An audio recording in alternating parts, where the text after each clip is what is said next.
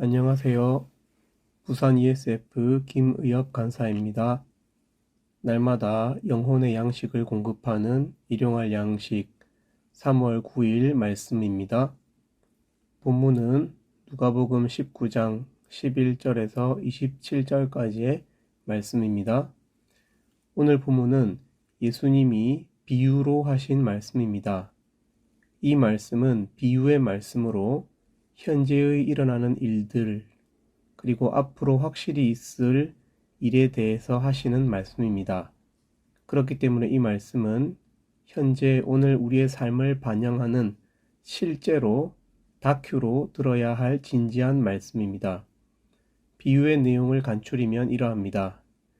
한 귀인, 즉 한 귀족이 아직 왕은 아니지만 왕위를 받기 위해 먼 나라로 가면서 그 종 10명을 불러서 한 문화씩 나누어 주고 자신이 돌아올 때까지 장사하라고 말합니다. 그리고 그 대부분의 백성들은 이 귀족이 왕됨을 원하지 않는다는 의사를 표현합니다. 그러나 그 대부분의 백성들의 바램과는 달리 그 귀족은 결국 왕위를 받아가지고 왕이 되어서 돌아옵니다. 이제 왕이 된 귀족이 한 문화씩 나누어준 종들을 불러서 그들이 장사한 결과를 확인합니다. 그 첫째 종은 한 문화로 10문화를 남겼음을 보고합니다.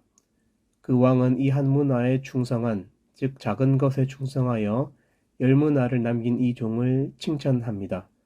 또 10도시를 다스릴 권세를 부여합니다. 두 번째 종은 한 문화로 5문화를 남겼다고 말하자 역시 왕은 5문화를 남긴 종을 칭찬하며 5도시를 다스릴 권세를 줍니다. 그런데 또 한 사람이 와서 왕이 귀족일 때 준 한 문화를 수건에 싸두었다고 말합니다. 그는 그 이유에 대해서 그가 아는 바 그 문화를 나누어 준 주인은 엄하고 지독한 인격을 가진 사람이므로 자신이 주인을 무서워했기 때문에 아무것도 하지 않았다고 말합니다. 왕이 된 이 주인은 이 사람의 이 한 말로 그 사람을 심판합니다.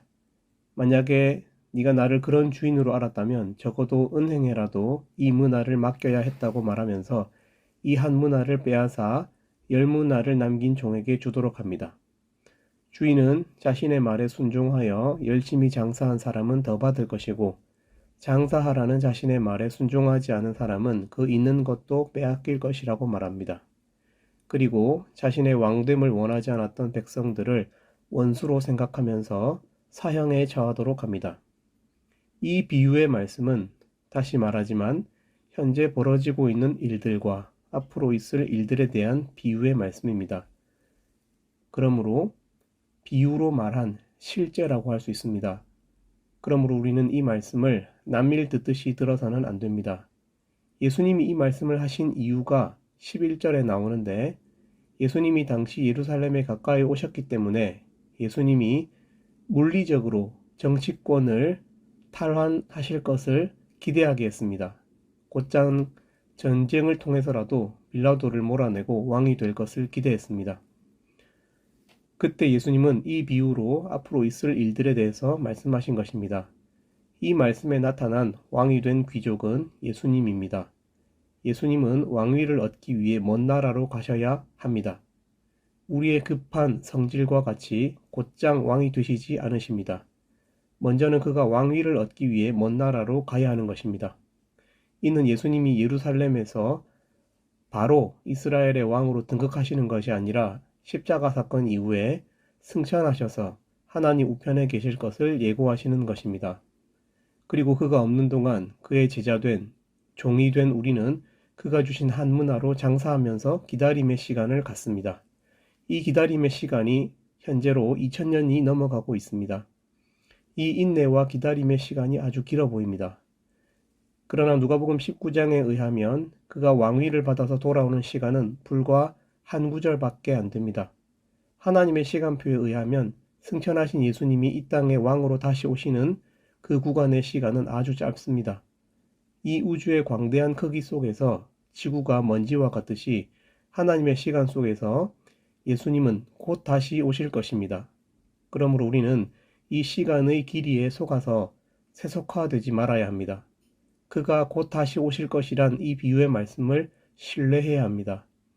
바로 그때 그가 확인하실 것이 있습니다. 한 문화를 통한 장사의 결과입니다. 예수님은 한 문화로 10문화를 남긴 종이나 한 문화로 5문화를 남긴 종을 똑같이 칭찬하십니다. 예수님이 원하시는 것은 결과물의 크기가 아닙니다. 예수님은 한 문화로 장사하기를 원하시는 그의 뜻에 순종하는 그것을 원하신 것입니다. 장사를 해보면 알겠지만 장사에는 부지런함이 필요합니다. 우리의 본성적 게으름을 멀리하고 부지런히 땀을 흘리는 수고를 해야 합니다. 그러다 보면 10의 결과물을 얻을 수도 있고 5의 결과물을 얻을 수도 있습니다. 예수님은 우리가 이 땅을 살 때 우리 본성에 충실한 게으르고 정욕적인 죄성을 따라 살지 않기를 원하십니다. 주인의 말을 신뢰함으로 장사하고 늘 깨어서 부지런한 삶을 살길 원하십니다. 장사를 하는 시간을 통해 날마다 주인의 말을 기억하는 삶을 살기를 원하십니다. 이런 수고로운 순종을 하기 위해서는 예수님을 향한 신뢰가 있어야 합니다. 단순한 신뢰를 넘어서 그를 향한 긍정의 마음이 있어야 합니다. 더 나아가 그를 향해 사랑하는 마음이 있어야 합니다. 그래야 부지런하게 장사하듯이 거룩한 삶을 살 수가 있습니다. 반대로 장사하지 않는 사람은 주인을 향한 부정적인 마음이 있습니다.